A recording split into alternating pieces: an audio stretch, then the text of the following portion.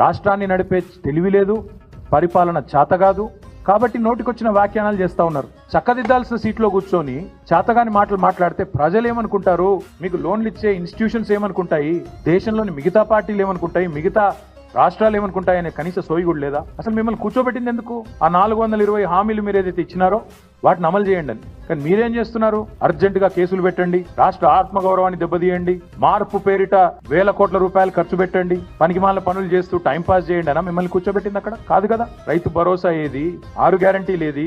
గతంలో ఒక మాట అన్నారు ముఖ్యమంత్రి గారు, ఇప్పుడు ఆ వీడియో ప్లే చేయమంటే చేస్తాను, దగ్గర ఉంది. కడుపు కట్టుకుంటే ఏముందా, ఒక సంవత్సరం కడుపు కట్టుకుంటే 40,000 కోట్లు ఇట్లా ఇచ్చేయచ్చు రుణమాఫీ అన్నావు. మీరందరూ చూసే ఉంటారు. అంటే ఇప్పుడు ఏమైంది మరి? ఈ 420 హామీలు ఏమైనాయి? ఇవాళ ఈ కారు కూతలు ఎందుకు? రాష్ట్ర ఆర్థిక పరిస్థితి బాగాలేదు అనే దివాలా కోరు మాటలు ఎందుకు మాట్లాడుతున్నావు? రైతులను మోసం చేయడానికా, మహిళల్ని మోసం చేయడానికా, పెద్ద మనుషులను మోసం చేయడానికా, లేదా మీ మాటలు నమ్మి ఓట్లేసిన మొత్తం ప్రజలందరినీ మోసం చేయడానికా? ఈ కుంటి సాకులు ఎక్కువ రోజులు చెప్పి తప్పించుకోలేవు. రాష్ట్ర ఆర్థిక పరిస్థితిని ఎవడన్నా ఖరాబ్ చేసిండా అంటే ముమ్మాటికి రేవంత్ రెడ్డి అని నేను ఖచ్చితంగా చెప్తా ఉన్నాను, నిర్ద్వందంగా చెప్తా ఉన్నాను.